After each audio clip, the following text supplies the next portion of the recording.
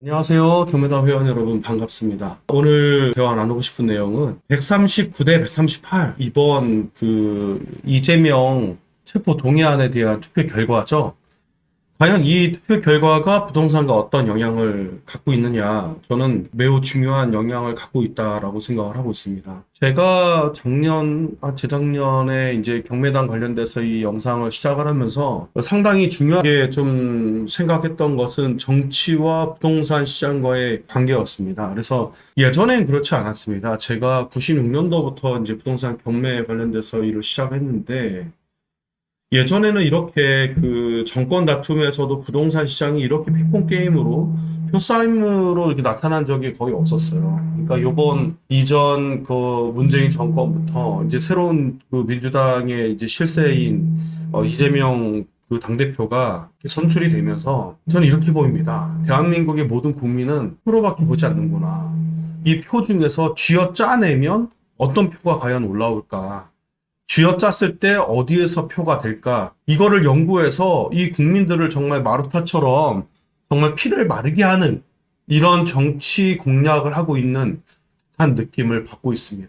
오죽했으면 지금 여당 정권, 윤 정권은요, 그냥 가만히 있습니다. 스스로 자승자박하는 민주당을 보면서 즐기고 있는 거죠. 이렇게 해서 표가 나타났을 때 이 표가 어디로 움직여질 것이냐. 내년 총선에 상당한 영향을 미칠 건데, 이 총선의 화두거리가 바로 부동산 규제 등등 기타 완화 이런 내용들일 겁니다. 그러니까 예를 들어서 토지를 매입해서 주택 공급을 한다든가, 토지 보상을 풀어야 되는데 어디에 토지 보상을 매입하느냐. 지금까지 가격이 계속 떨어지고 있는 상황에서 정부가 가장 손쉽게 손 안 대고 풀 수 있는 방법은 이제 토지 보상입니다. 위례 신도시가 토지 보상이 되었을 때도 마찬가지였었고요. 경기가 이렇게 하락이 되어졌었죠. 그때만 해도 표심에 대한 저격으로 이렇게 사용하지 않았는데, 이번 총선에서는 상당한 표심 저격으로 부동산을 쥐었다 폈다 할 겁니다. 여러분들 상당히 어렵고 힘들고 고통스러운 그런 표를 아마 표결하게 되지 않을까 이런 생각이 듭니다. 그래서 왜 139와 138의 이 표에 대해서 왜 중요하냐. 이 당의 싸움, 정치는요 시소 게임이에요. 시소 게임. 한쪽이 완전히 승승장구하는 거를 원치 않고요. 한쪽이 만약에 힘이 없다고 하면 깔아뭉개서 아예 없애버리고자 이제 싸우는 게 정치죠. 자기네들의 이념과 실세를 펼치기 위해서 국민의 표만 관심이 있는 겁니다. 이거는 뭐 어쩔 수 없이 국민들도 다 이해하고 있고요. 대한민국의 국민인 저 또한, 그리고 모든 국민들이 다 이해하고 있으리라고 생각합니다. 여기 이 표와 이 투표에 목숨 거는 사람들이 있어요. 이 사람 도대체 왜 목숨을 걸까요? 이제 자기들끼리만의 이권에 대해서 뭔가 개발이 되거나 뭔가 돈이 되기를 바라는 하나의 통정이 되어졌다라고 생각을 해요. 자, 우리나라는 땅덩어리가 넓진 않지만 그래도 지역구로 나눠져 있지 않습니까? 자, 이렇게 나눠져 있는 사람들의 표심들이 한쪽으로 몰리는 영향을 우린 계속 봐왔어요. 그렇다고 하면 139표의 이 찬성표와 138표가 표결하고 있는 의미는 다음 부동산에 이렇게 팽팽한 일들이 벌어질 가능성이 높다라는 거죠. 만에 하나 이번 여당이 만약에 민주당의 표 좌석처럼 180표 뭐 이렇게 막 다수당이 되어진다고 하면 또 한쪽으로 치우쳐질 가능성은 상당하다고 생각합니다. 그러니까 이렇게 팽팽하게 공통적인 이렇게 서로 이렇게 비슷비슷한 힘을 갖고 있을 때 이게 좀 안정화가 되어지는 모습들을 계속 보여왔으니까 다음 정권 때 이렇게 팽팽한 표석수가 될 것이냐, 한쪽으로 치우쳐질 것이냐에 따라서 이 정당의 성향을 잘 이해해야 됩니다. 만약에 다음 정당이 보수당, 국힘당이 정권을 다수당으로 이끌어간다고 하면 이 국힘당이 여태껏 해왔던 거를 기억하셔야 돼요.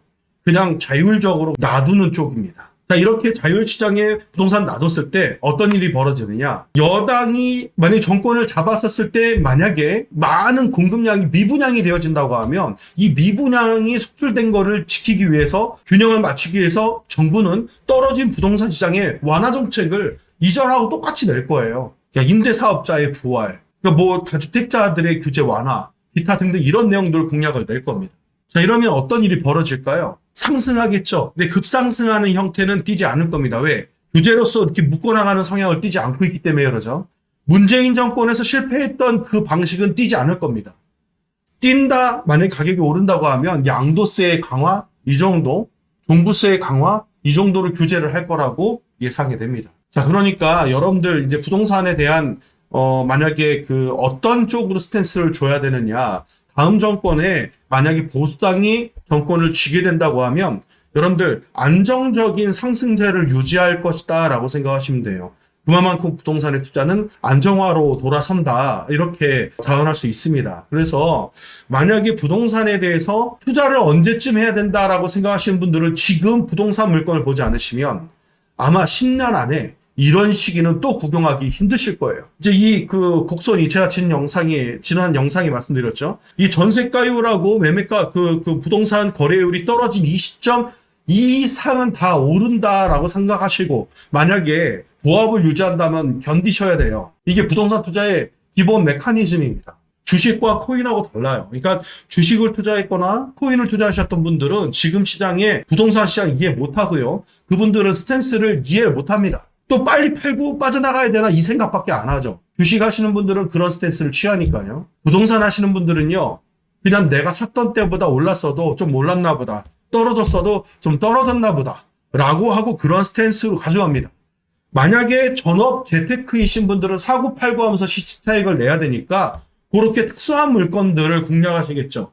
하지만 아파트나 주거형 그리고 온전한 토지에 투자하시는 분들은 꾸준한 마음을 갖고 계속 부동산을 매입하는 거를 추천드립니다. 만약에 팔아서 매입하고 팔아서 매입한다면 내가 지금 갖고 있는 부동산의 위치가 냉정하게 A, B, C, D 등급에서 어디 위치에 있느냐를 판단하셔서 그거는 팔고 내가 상급지로 이동할 수 있다고 하면 팔고 빨리 상급지로 공략을 하셔야 되는 거예요.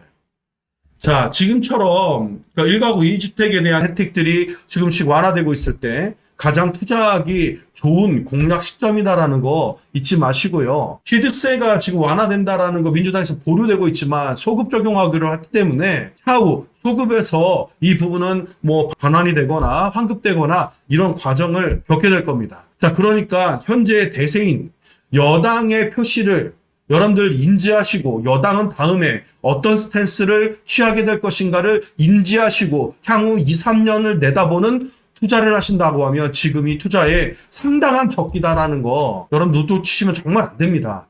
아, 이제 부동산 뉴스나 이런 데 조금 반등했습니다라는 얘기가 나온과 동시에 이미 늦은 거예요. 타이밍 늦은 겁니다, 여러분. 제가 가끔 가다가 아파트 포유라는 그 아포유 채널을 좀 듣긴 하는데 제가 유튜브 방송이나 이런 채널 듣는 분들에 대한 얘기 잘 안 합니다.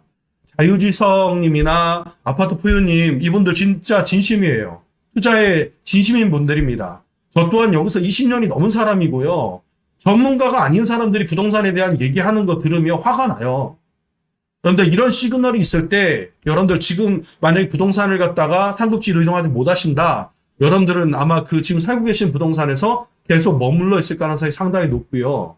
투자는 용기입니다. 한 발을 내딛는다는 것은 용기를 낸다는 거예요. 내가 살고 있는 집보다 상급지라고 하면 용기를 내야 되는 시점이다라는 것을 말씀을 드립니다. 아주 중요한 영상이 될 거기 때문에 여러분들한테 직접 이렇게 제가 대면으로 영상을 촬영했습니다. 다음에도 획기적인 내용이 있다고 하면 많은 분이 시청하지 않는다 하더라도 저는 외치면서 방송을 촬영하도록 하겠습니다. 시청해 주셔서 감사합니다.